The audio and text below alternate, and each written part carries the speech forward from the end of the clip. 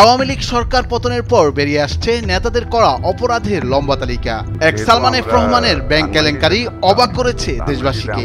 এছাড়াও প্রায় প্রতিটি মন্ত্রী কিংবা এমপির নামে রয়েছে দুর্নীতির অজস্র অভিযোগ। তাই তারা যাতে দেশ থেকে পালিয়ে যেতে না পারে সে ব্যাপারে সতর্ক অন্তর্বর্তীকালীন সরকার। দেশ থেকে পালিয়ে অন্য দেশে যাওয়া ঠেকাতে বিভিন্ন শ্রেণী পেশার ৬ শতাধিক প্রভাবশালী ব্যক্তির পাসপোর্ট ইমিগ্রেশন ফর ট্র্যাক সফটওয়্যারে ব্লক করেছে ইমিগ্রেশন পুলিশ। এসব ব্যক্তি দেশের ৩ আন্তর্জাতিক বিমানবন্দর সহ ইমিগ্রেশন চেকপোস্ট হয়ে দেশ ত্যাগ করতে পারবে না। এই তালিকায় রয়েছেন সাবেক মন্ত্রী এমপি ছাড়াও আওয়ামী লীগের বিভিন্ন পর্যায়ের নেতারা। এছাড়া আওয়ামী লীগ সরকারের সুবিধাভোগী ও দুর্নীতিগ্রস্ত ২ শতাধিক মেয়র, কাউন্সিলর ও ব্যবসায়ীর নামও রয়েছে এই তালিকায়। তাদের তথ্য ছবি ৩ আন্তর্জাতিক বিমানবন্দর ও সব ইমিগ্রেশন চেক পয়েন্টে দেওয়া হয়েছে। বৈষম্য বিরোধী ছাত্র আন্দোলনে গুলি চালানোর মদতদাতা, হুকুমদাতা ও মাঠে দায়িত্ব পালন করা সাবেক ২ আইজিপি সহ অর্ধ শতাধিক আমলা ও পুলিশ কর্মকর্তার পাসপোর্টও ইমিগ্রেশন পুলিশের ফর ট্র্যাক সফটওয়্যারে ব্লক করা হয়েছে। তারাও দেশের বাইরে যেতে পারবে না। যাদের পাসপোর্ট ব্লক করা হয়েছে তাদের বেশিরভাগই প্রত্যক্ষ ও পরোক্ষভাবে শেখ হাসিনা সরকারের সুবিধাভোগী ছিলেন। কেউ কেউ ছাত্র জনতার আন্দোলনের বিরুদ্ধেও অবস্থান নিয়েছিলেন স্পষ্টভাবে।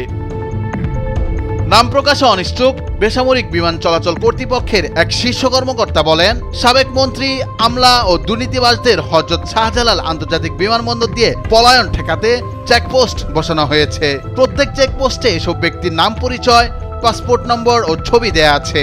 সন্দেহভাজন কেউ বিমানবন্দরে এলে সঙ্গে সঙ্গে তাদের যাচাই বাছাই করা হয়। প্রয়োজনে জিজ্ঞাসাবাদও করা হচ্ছে। সাবেক মন্ত্রী আসাদুজ্জামান খান কামাল, হাসান মাহমুদ, জাহাঙ্গীর কবির নানক, মহিবুল হাসান চৌধুরী, নওফেল সহ ৩.৫ শতাধিক আওয়ামী লীগের প্রভাবশালী নেতা কোনো ইমিগ্রেশন চেক পয়েন্ট দিয়ে আর বিদেশে যেতে পারবেন না। তাদের অধিকাংশই আওয়ামী লীগের সরকারের আমলে গুণ, খুন ও দুর্নীতি সহ বিভিন্ন ধরনের অপরাধমূলক কর্মকাণ্ডে জড়িত ছিলেন।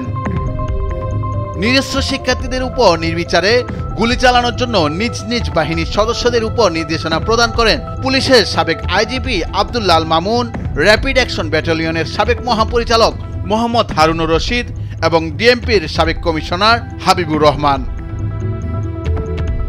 এছাড়াও ব্ল্যাকলিস্টে রয়েছে ডিএমপির অতিরিক্ত পুলিশ কমিশনার হারুনুর রশিদ, ডিএমপির অতিরিক্ত পুলিশ কমিশনার হাফিজ আক্তার, আসাদুজ্জামান, যুগ্ম কমিশনার খন্দকার নুরুন নবী, সঞ্জিত কুমার রায়, যুগ্ম পুলিশ কমিশনার বিপ্লব কুমার সরকার, মেহেদী হাসান ও মতিঝিল জোনের এসি গোলাম রোহানি সহ প্রভাবশালীরা।